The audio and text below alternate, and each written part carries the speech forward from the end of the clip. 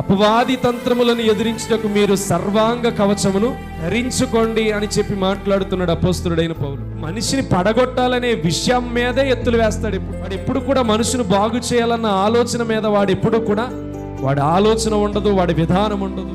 అర్థమవుతుందా? కుటుంబాన్ని 4 ముక్కలు చేశాడంటే ఇంకా కలవడానికి చాలా టైం పడుతుందని వాడి ఆలోచన. దేవుని బిడ్డలైన మనము దేవుని విషయంలో చాలా జాగ్రత్తగా ఉండాలి, చాలా మెలకువగా ఉండాలి. ఎందుకని? మన ఆత్మ శరీరము వేరైపోతే ఇక ఏమాత్రము నీలో శక్తి ఉండదు.